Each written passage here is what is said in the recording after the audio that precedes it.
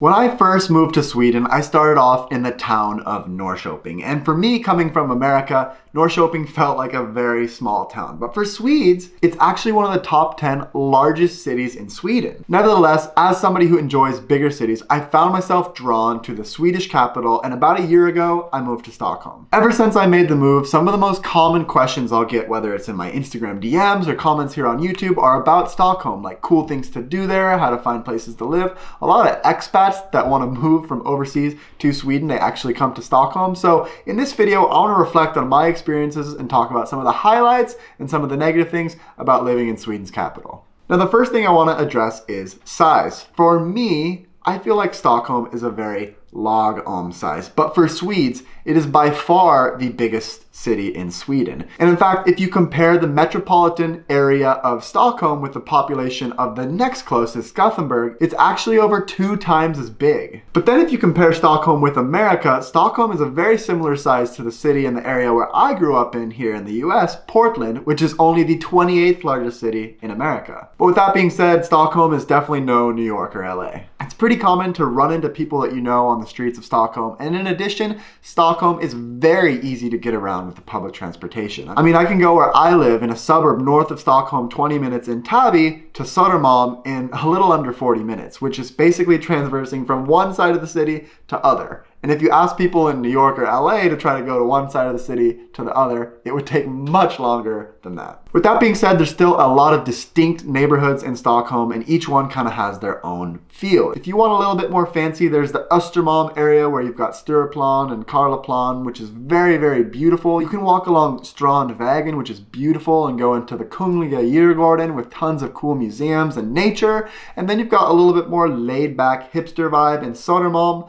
And then there's also Kungsholmen, which is a very relaxed residential area. With so many distinct areas of Stockholm, there's really something for everybody. The other thing to consider with Stockholm size is that even though it's not massive if you were to put it on scale with the American cities, it's still an epicenter for people that really want those opportunities and are really driven and motivated in Sweden. Since it's the biggest city in Sweden, a lot of people that are trying to make it in the entertainment industries or startups or all these things, Stockholm can be a huge draw for those people. Just like people in America with high ambitions may move to Los Angeles or New York, Swedes that are trying to make it will most likely find the most opportunities in Stockholm. So with that in mind, let's talk a little bit about the people. In general, I would say the people living in Stockholm, they live a very fast-paced lifestyle. People are really busy and they have a lot of stuff going on, which sometimes can make people in Stockholm seem even more reserved because they're just so focused on doing their own thing all the time, whereas maybe in other Swedish cities like Gothenburg, you have a much more laid-back culture. I definitely noticed the difference from living in Norrköping and Stockholm, and personally, for me, I think the Stockholm vibe fits my personality because I like to have a lot going on. But this could be different for you depending on who you are and your personality. Now let's talk about the weather. And I think across all of Sweden, you're gonna have pretty cold winters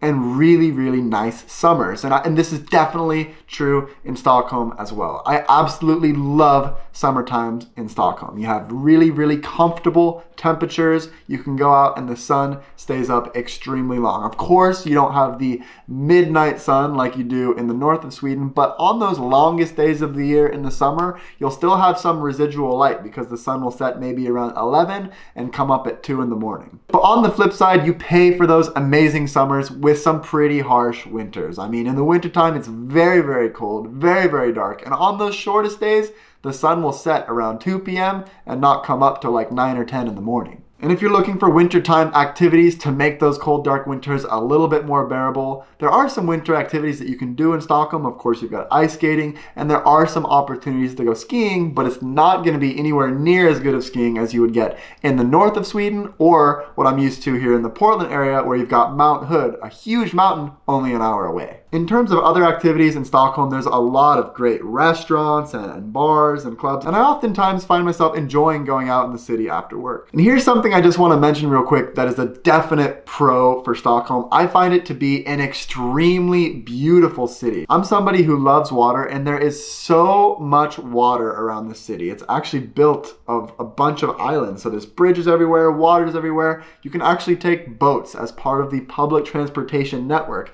by beeping your public transportation card, which is crazy. Another pro I can say for Stockholm is that it is an extremely clean city. As somebody who appreciates cleanliness and has been to a lot of cities around the world, Stockholm is one of the best that I've seen. So now let's get into a couple of cons, and these can be big, especially if you're trying to move to Stockholm. Finding a place to live is extremely difficult. The rental market in Stockholm, they've actually got a waiting list for people to get first-hand contracts, which can go back like 20 years if you want to find a place to live. You've got to wait a long, long time. Now, with that being said, of course, you can find other things like second-hand contracts, but if you want to live in the city center, you're going to be paying an exorbitant amount of money. When you compare the cost of living in Stockholm to pretty much anywhere else in Sweden, it's going to be much more expensive. Another con I would mention are the opening hours of stores in Stockholm. Now, if you compare it to other places in Europe, it's actually not too bad, especially when you consider a lot of places in Germany, for example, will have shops closed